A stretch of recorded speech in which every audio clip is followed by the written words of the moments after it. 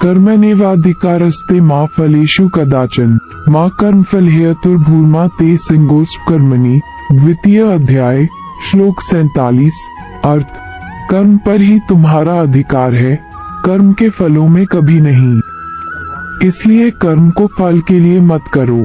कर्तव्य कर्म करने में ही तेरा अधिकार है, फलों में कभी नहीं। अतः तू कर्मफल का हेतु भी मत बन और तेरी अकर्मण्यता में भी आसक्ति न हो। हतो वा प्राप्यसि स्वर्गम जित्वा वा भूष्यसे महिम। तस्मात् उत्तिष्ठ कौन्तेय युद्धाय कृतनिश्चय। द्वितीय अध्याय श्लोक 37।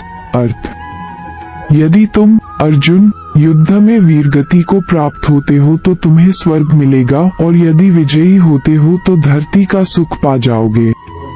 इसलिए उठो हे कौन्तेय अर्जुन, और निश्चय करके युद्ध करो, कर्म में लीन रहा जाए।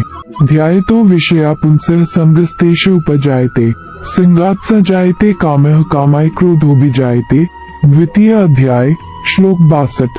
अर्थ, विषय वस्तुओं के बारे में सोचते रहने से मनुष्य को उनसे आसक्ति हो जाती है। इससे उनमें कामना यानी इच्छा पैदा होती है और कामनाओं में विघ्न आने से क्रोध की उत्पत्ति होती है। इसलिए कोशिश करें कि विषयाशक्ति से दूर रहते हुए कर्म में लीन रहा जाए। क्रोधात् भवति सम्मोह, सम्मोहात् स्मृति विभ्रम, स्मृति भ्रंशात् बुद्धिनाशो, बुद्धिनाशात् प्रणश्यति। द्वितीय अध्याय श्लोक 63। अर्थ, क्रोध से मनुष्य की मति बुद्धिद मारी जाती है यानी मूढ़ हो जाती है, कुंद हो जाती है। इससे स्मृति भ्रमित हो जाती है।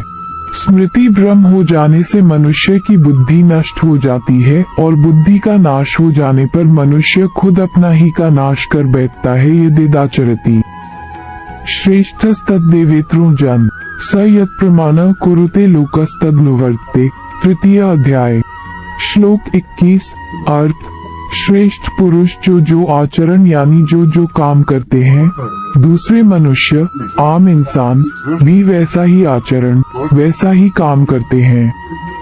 श्रेष्ठ पुरुष जो प्रमाण या उदाहरण प्रस्तुत करते हैं, समस्त मानव समुदाय उसी का अनुसरण करने लग जाते हैं।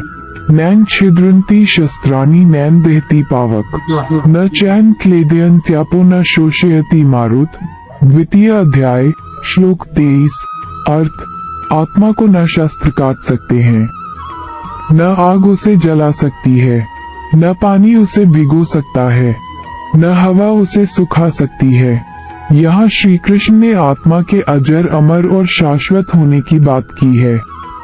यदा यदा हि धर्मस्य ग्लानिर्भवति भारत, अभ्युत्थानं धर्मस्य तदात्मानं सृजाम्यहम्। चतुर्थ अध्याय श्लोक 7। अर्थ, हे भारत अर्जुन, जब जब धर्म की ग्लानि हानि यानी उसका क्षय होता है और अधर्म में वृद्धि होती है, तब तब मैं श्री कृष्ण धर्म के अभ्युत्थान के लिए स्वयं की रचना करता हूँ अर्थात अवतार लेता हूँ। परित्राणाय साधूनां विनाशाय च दुष्कृताम, धर्म संस्थापनार्थाय संभवामि युगे युगे। चतुर्थ अध्याय श्लोक 8। अर्थ, सीधे साधे सरल पुरुषों के कल्याण के लिए और दुष्कर्मियों के विनाश के लिए, धर्म की स्थापना के लिए मैं श्री कृष्ण युगों युगों से प्रत्येक युग में जन्म लेता आया हूँ। श्रद्धावा लभते ज्ञान न तत्पर सहितेन्द्रिय, ज्ञान न लब्ध्वा परां शांतिम चिरेनाधिगच्छति। चतुर्थ अध्याय श्लोक 39। अर्थ, श्रद्धा रखने वाले मनुष्य, अपनी इंद्रियों पर संयम रखने वाले मनुष्य, साधन पारायण हो अपनी तत्परता से ज्ञान प्राप्त करते हैं। फिर ज्ञान मिल जाने पर जल्द ही परम शांति को प्राप्त होते हैं। सर्वधर्मा परित्यज्य मामेक शरणं व्रज, अहम त्वा सर्व पापेभ्यो मोक्षयिष्यामि मा शुच। 18वां अध्याय श्लोक 66। अर्थ, हे अर्जुन, सभी धर्मों को त्याग कर अर्थात हर आश्रय को त्याग कर केवल मेरी शरण में आओ। मैं श्री कृष्ण तुम्हें सभी पापों से मुक्ति दिला दूंगा, इसलिए शोक मत करो।